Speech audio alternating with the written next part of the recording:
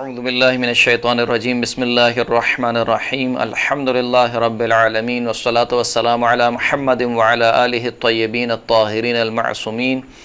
واللعنۃ الدائمۃ علی اعدائہم اجمعین اما بعد فقد قال اللہ سبحانہ تعالی فی کتابہ المجید بسم اللہ الرحمن الرحیم شہر رمضان الذی انزل فیہ القرآن ھدی للناس وبینات من الھدی والفرقان۔ محترم ناظرین کرام، قرآن مجید کے 20ویں پارے کا خلاصہ پیش خدمت ہے۔ قرآن مجید کے 20ویں پارے میں سورہ مبارکہ نمل کی باقی ماندہ آیتیں یعنی آیت نمبر 56 سے لے کر آیت نمبر 93 تک، اس کے علاوہ سورہ مبارکہ قصص اور سورہ عنکبوت کی 45 آیتیں شامل ہیں۔ اس پارے کی ابتدائی آیت میں خداوند کریم نے جناب لوط کی قوم کا تذکرہ کیا اور ان کے عذاب کا تذکرہ کیا، اور پھر اس کے بعد خداوند کریم نے شرک کی نفی کی اور خداوند کریم کی قدرت کو بیان کیا، اور جو شرکاء ہیں یا جن کو مشرکین اللہ کا شریک قرار دیتے ہیں ان کی بے بسی کا تذکرہ ہوا۔ پھر اس کے بعد خداوند کریم نے بیان فرمایا کہ قیامت کا علم جو ہے وہ فقط اللہ کے پاس ہے، اور کفار قیامت کے آنے میں شک کرتے ہیں اور کہتے ہیں کہ کیا ہم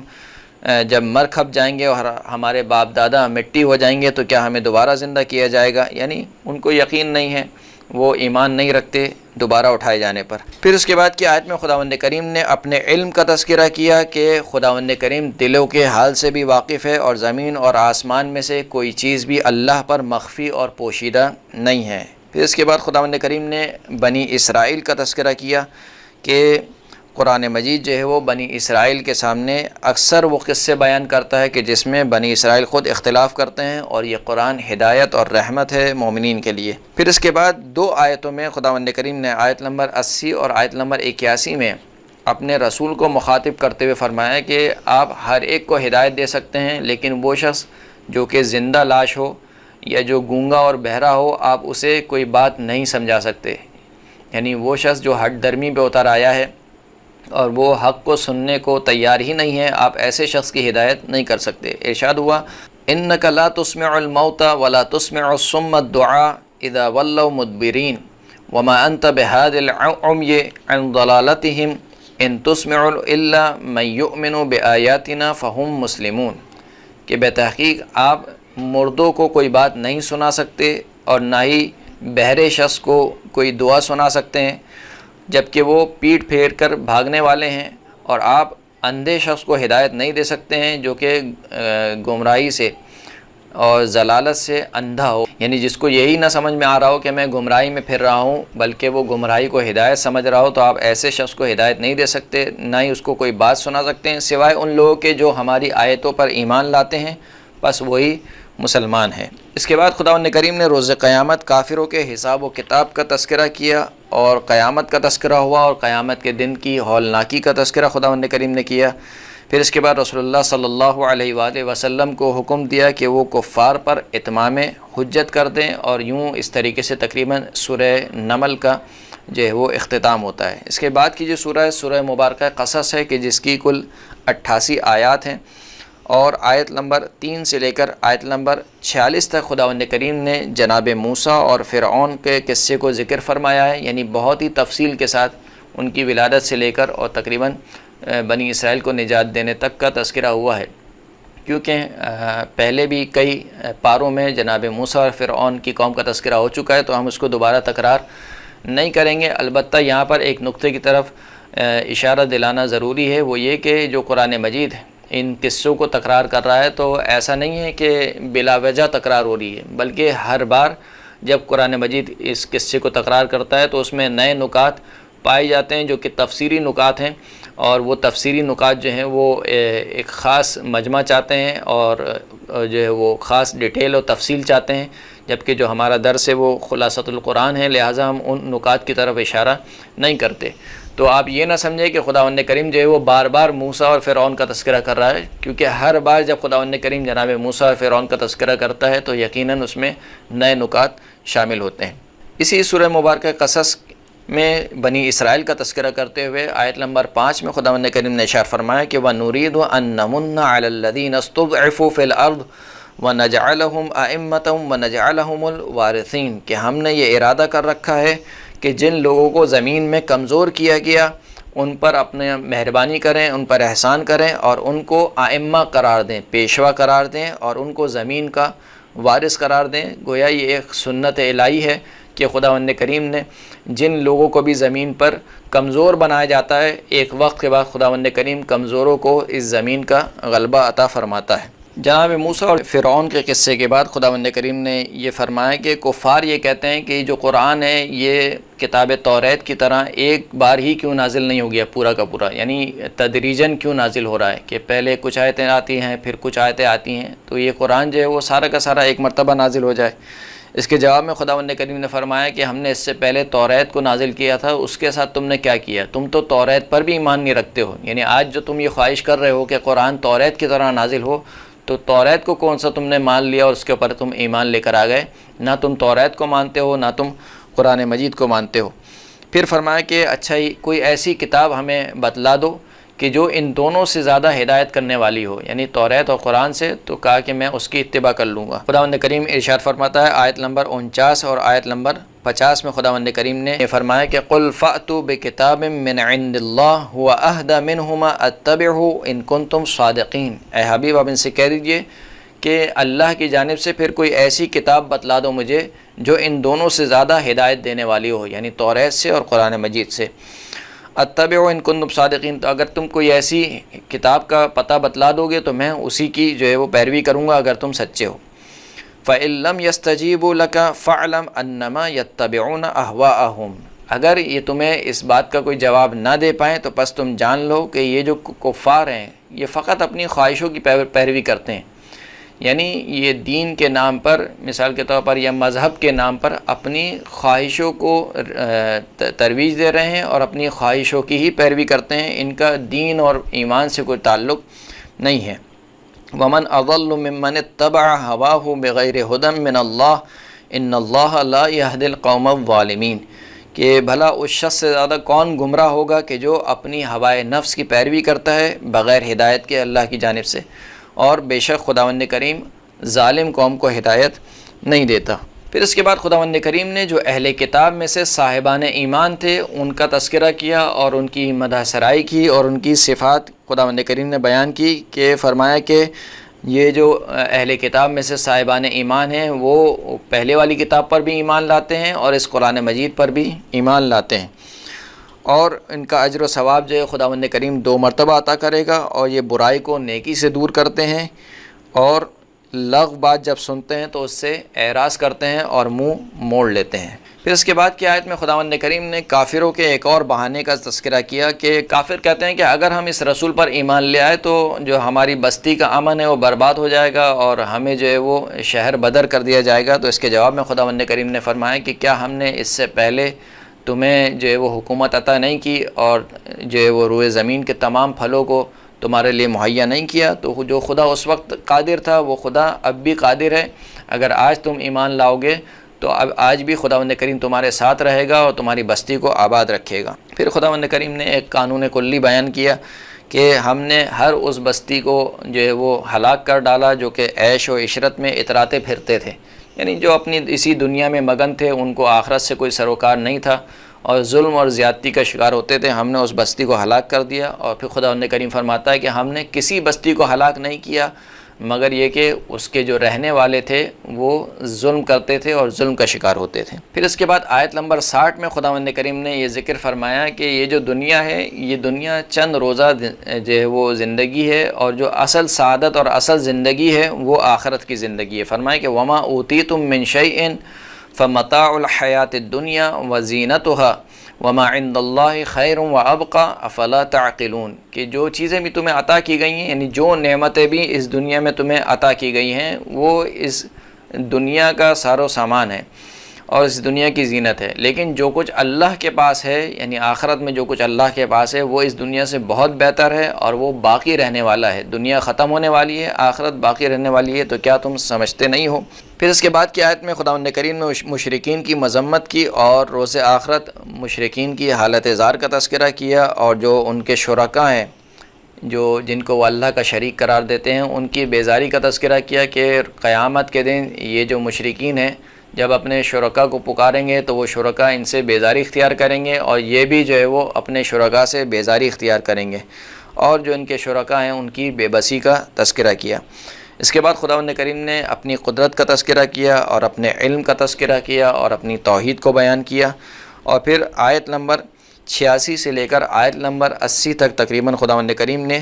قارون کا تذکرہ کیا۔ فرمایا کہ ان قارون کان من قوم موسیٰ فبغى علیہم وآتیناہ من الکنوز ما ان مفاتحہ لتنوء بالعصبۃ اولي القوة اذ قال له قومه لا تفرح ان اللہ لا يحب الفرحین، کہ قارون جو ہے وہ قوم موسیٰ میں سے تھا اور پھر اس نے قوم موسیٰ پر ظلم کیا، جبکہ ہم نے اس کو خزانوں میں سے وہ خزانے عطا کیے تھے کہ جس کی چابیاں ایک طاقتور گروہ اٹھاتا تھا، یعنی 40 طاقتور آدمی جس کے خزانوں کی صرف چابیاں اٹھاتے تھے۔ قارون سے اس کی قوم نے کہا کہ اے قارون، تو جو ہے وہ اترا نہیں، جو خداوند کریم نے تجھے دیا ہے، مال و دولت دیا ہے، اس مال و دولت پر اترا نہیں، اور خداوند کریم اترانے والوں کو پسند نہیں کرتا۔ وابتغ فیما آتاک اللہ الدار الآخرہ، اور اے قارون، خدا نے جو کچھ تجھے عطا کیا ہے اس سے آخرت کا گھر خرید۔ ولا تنسا نصیبک من الدنیا، اور جو دنیا سے تیرا نصیب ہے، جو تیرا حصہ ہے، اس کو نہ بھولا، یعنی دنیا سے تیرا حصہ کیا ہے، تو مر جائے گا، تیرے ساتھ نہ مال و دولت جائے گا، نہ اولاد جائے گی، نہ بیویاں جائیں گی، کچھ بھی نہیں جائے گا، صرف تیرے اعمال تیرے ساتھ جائیں گے۔ وَأَحْسِن كَمَا أَحْسَنَ اللَّهُ إِلَيْكَ، اور دوسروں کے ساتھ ویسے ہی نیکی کر جیسے اللہ نے تیرے ساتھ نیکی کی ہے۔ وَلَا تَبْغِ الْفَسَادَ فِي الْأَرْضِ، زمین میں فساد مت پھیلا۔ ان اللہ لا يحب المفسدین، خداوند کریم فساد پھیلانے والوں کو پسند نہیں فرماتا۔ جواب میں قارون نے کہا قال انما اوتیتہ علی علم عندی، کہ یہ جو کچھ مال و متاع اور جو کچھ دنیا مجھے عطا ہوئی ہے اس میں کسی اور کا حصہ نہیں ہے، یہ تو میرے اپنے علم کے بلبوتے پر میں نے یہ سب کچھ حاصل کیا ہے۔ پھر خداوند کریم فرماتا ہے فخرج علی قومہ فی زینتہ،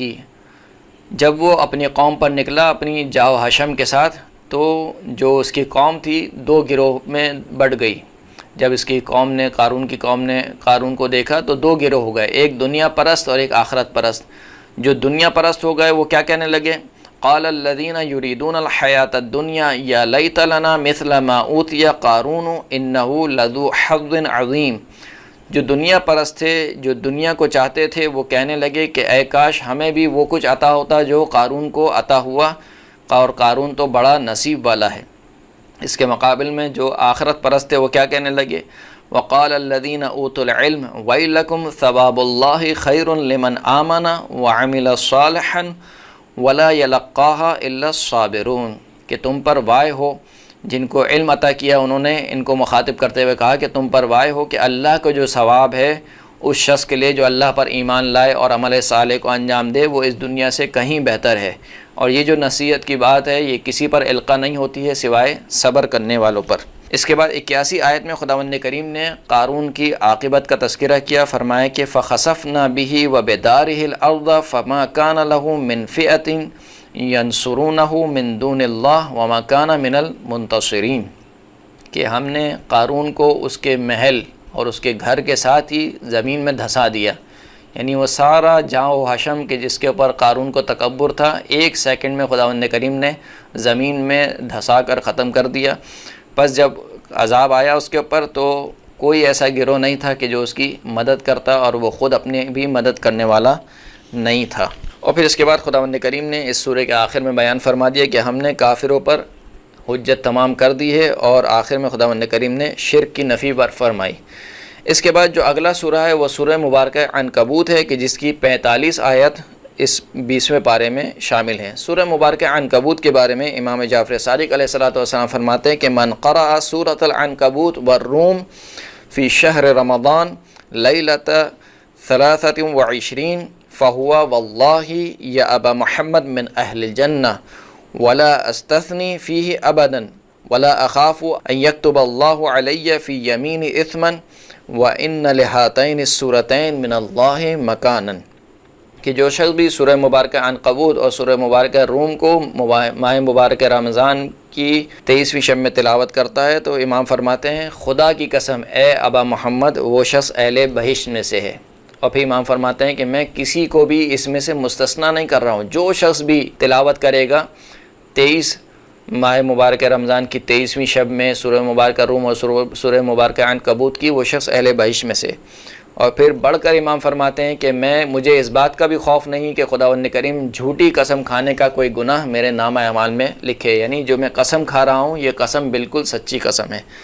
پھر فرمایا کہ یہ دو صورتیں ہیں، سورہ عنکبوت اور سورہ روم، اللہ کے جانب سے ان سوروں کا ایک خاص مقام اور خاص مرتبہ ہے۔ سورہ مبارکہ عنکبوت کی ابتدائی آیات میں خداوند کریم نے ذکر فرمایا کہ امتحان اور آزمائش جو ہے وہ ایک سنت الہی ہے، خدا نے ہر قوم کو امتحان میں اور آزمائش میں مبتلا فرمایا ہے۔ فرمایا کہ احسب الناس ان یترکوا ان یقولوا آمنا وهم لا یفتنون، کیا لوگوں نے یہ گمان کر لیا ہے کہ ان کو چھوڑ دیا جائے گا اور صرف یہ کہنے سے ان کو چھوڑ دیا جائے گا کہ وہ ایمان لے کر آ گئے ہیں اور ان کو آزمایا نہیں جائے گا؟ لقد فتنا الذین من قبلہم فَلَيَعْلَمَنَّ اللَّهُ الَّذِينَ صَدَقُوا وَلَيَعْلَمَنَّ الْكَاذِبِينَ، کہ ہم نے ان سے پہلے لوگوں کو بھی آزمایا ہے، بس تاکہ یہ آزمائش کیوں رکھی ہے؟ تاکہ خداوند کریم یہ جان لے کہ کون اپنے عقیدے میں سچا ہے، اپنے ایمان میں سچا ہے، اور کون اپنے ایمان میں جھوٹا ہے۔ پھر اس کے بعد خداوند کریم نے ذکر فرمایا کہ برائی انجام دینے والے یہ نہ سمجھیں کہ وہ اللہ پر سبقت اختیار کر گئے ہیں اور وہ اللہ کے قابو سے نکل گئے ہیں۔ پھر فرمایا کہ جو شخص بھی اللہ کی راہ میں زحمت برداشت کرتا ہے تو وہ یہ نہ سمجھے کہ وہ اللہ پر احسان کر رہا ہے، بلکہ وہ جو زحمت برداشت کر رہا ہے خود اپنے نفس کے لیے، اپنے فائدے کے لیے زحمت برداشت کر رہا ہے۔ پھر اس کے بعد آیت نمبر 8 میں خداوند کریم نے والدین کے ساتھ نیکی کرنے کا حکم دیا، وَوَصَّيْنَا الْإِنسَانَ بِوَالِدَيْهِ حُسْنًا، ہم نے انسان کو نصیحت کی کہ وہ اپنے والدین کے ساتھ اچھا برتاؤ کرے۔ وَإِن جَاهَدَاكَ لِتُشْرِكَ بِي مَا لَيْسَ لَكَ بِهِ عِلْمٌ فَلَا تُطِعْهُمَا، اگر تمہارے والدین تمہیں ایسی بات پر ابھاریں کہ تم اللہ کا شریک قرار دو کہ جس کے بارے میں تمہیں علم نہ ہو، تو فلا تطعہما، تو پس اپنے والدین کی اطاعت نہ کرو۔ الی مرجعکم فانبئکم بما کنتم تعملون، تمہاری بازگشت، تمہارا پلٹنا میری ہی جانب ہے، تو پس میں تمہیں بتاؤں گا کہ جو تم اعمال انجام دیتے تھے میں اس کی تمہیں خبر دوں گا۔ اس کے بعد خداوند کریم نے منافقین کا تذکرہ کیا کہ جب ان کو اللہ کی راہ میں کوئی تکلیف پہنچتی ہے تو یہ اس تکلیف کو جو ہے وہ عذاب خدا سے تعبیر کرتے ہیں، اور جب ان کو کوئی فائدہ پہنچتا ہے، یعنی مسلمانوں کو جب کوئی فائدہ پہنچتا ہے تو جو ہے وہ احسان جتلاتے ہوئے کرتے ہیں کہ دیکھو ہم تمہارے ساتھ تھے تو تمہیں فائدہ ہوا۔ پھر اس کے بعد کی آیت میں خداوند کریم نے کفار کی ایک خواہش کا ذکر کیا کہ یہ کفار جو ہے وہ مسلمانوں سے ایک بیہودہ خواہش کرتے ہیں، اور وہ خواہش یہ ہے کہ وقال الذین کفروا للذین آمنوا اتبعوا سبیلنا ولنحمل خطایاکم وما هم بحاملین من خطایاہم من شیء انہم لکاذبون، کہ یہ جو جن لوگوں نے کفر اختیار کیا وہ صاحبان ایمان سے کہتے ہیں کہ ہمارے راستے پر چلو، یعنی ہمارا دین اختیار کر لو، ہم تمہاری خطاؤں کا بوجھ اٹھا لیں گے۔ خداوند کریم کہہ رہا ہے کہ یہ ہرگز جو ہے وہ کسی کی بھی خطا کا بوجھ اٹھا نہیں سکتے ہیں، بلکہ یہ جھوٹ بولتے ہیں، اور یہ قیامت میں نہ صرف اپنی خطاؤں کا بوجھ اٹھائیں گے بلکہ دوسروں کی بھی خطاؤں کا بوجھ ان کے گلے پر ہوگا۔ اس کے بعد خداوند کریم نے حضرت نوح اور ان کی قوم کا تذکرہ کیا، اور پھر آیت نمبر 16 سے لے کر تقریباً آیت نمبر 27 تک خداوند کریم نے حضرت ابراہیم علیہ السلام کا تذکرہ کیا کہ انہوں نے بتوں کی بے بسی کو بیان کیا اور خداوند کریم کی توحید کو بیان کیا، توحید کی واضح نشانیوں کو کھول کھول کر اپنی قوم پر بیان کیا، اور جواب میں ان کی قوم یہی کہتی رہی کہ یا تو ابراہیم کو قتل کر دو یا پھر ابراہیم کو جلا دو۔ اس کے بعد خداوند کریم نے آیت نمبر 28 سے آیت نمبر 35 تک جناب لوط اور ان کی قوم کا تذکرہ کیا، اور ان فرشتوں کا تذکرہ کیا جو پہلے جناب ابراہیم کے پاس آئے تھے اور جناب ابراہیم اور ان کی زوجہ کو بشارت دی تھی ایک لڑکے کی، اور پھر اس کے بعد جب جناب ابراہیم نے پوچھا کہ تم کس کے پاس آئے، تو کہا کہ ہم قوم لوط کے پاس جائیں گے اور ان کی قوم کو جو ہے وہ عذاب میں مبتلا کریں گے۔ پھر وہاں سے وہ فرشتے جناب لوط کے پاس آئے، اور جناب لوط اور ان کے جو اہل و عیال تھے سوائے ان کی بیوی کے، جو ان پر ایمان لانے والے افراد تھے، ان کے علاوہ ان تمام کو جو ہے خدا کے عذاب میں انہوں نے مبتلا کیا۔ اس کے بعد خداوند کریم نے جناب شعیب کی قوم کا تذکرہ کیا اور ان کے عذاب کا تذکرہ کیا، قوم عاد اور قوم سمود کے عذاب کا تذکرہ کیا، اور پھر قارون، فرعون اور حامان کا تذکرہ کیا کہ جن کی طرف اللہ نے جناب موسیٰ علیہ السلام کو واضح نشانیاں دے کر بھیجا تھا، اور پھر خداوند کریم نے فرمایا کہ ان میں سے ہر ایک اپنے گناہ کے سبب جو ہے وہ عذاب میں مبتلا ہوا، تو بس کسی پر ہم نے جو ہے پتھروں کی بارش کی اور کسی کو جو ہے وہ ایک چیخ نے جو ہے وہ اپنی گرفت میں لے لیا، اور کسی کو جو ہے وہ ہم نے زمین میں دھسا دیا۔ اور پھر آخر میں خداوند کریم نے ذکر فرمایا کہ اللہ کے علاوہ جو کسی کو بھی اپنا ولی اور سرپرست بناتا ہے اس کی مثال جو ہے وہ مکڑی کے جالے کی طرح ہے۔ مثل الذین اتخذوا من دون اللہ اولیاء کمثل العنکبوت اتخذت بیتا وَإِنَّ أَوْهَنَ الْبُيُوتِ لَبَيْتُ الْعَنْكَبُوتِ لَوْ كَانُوا يَعْلَمُونَ، کہ ان لوگوں کی مثال جو اللہ کو چھوڑ کر دوسروں کو اپنا ولی بناتے ہیں، سرپرست بناتے ہیں، ان کی مثال مکڑی کی طرح ہے جو ایک گھر بناتی ہے، اور گھروں میں سب سے کمزور گھر جو ہے وہ مکڑی کا گھر ہے، اگر یہ لوگ جانتے ہو۔ پھر اس کے بعد خداوند کریم نے فرمایا کہ یہ جو اتنے انبیاء کا تذکرہ ہم کر رہے ہیں اور قصے بیان کر رہے ہیں، تو قرآن قصے کہانیوں کی کتاب نہیں ہے، یہ تذکرہ فقط عبرت ہے آنے والوں کے لیے، کہ جس طریقے سے گزشتہ لوگوں نے اللہ کا انکار کیا اور انبیاء کی ہدایت کا انکار کیا، ان کو اللہ کے عذاب نے گھیر لیا، ایسا نہ ہو کہ تمہیں بھی خداوند کریم اپنے عذاب میں مبتلا کرے اگر تم اللہ کا انکار کرو اور اللہ کے رسول کا انکار کرو۔ وآخر الدعوانا ان الحمد للہ رب العالمین۔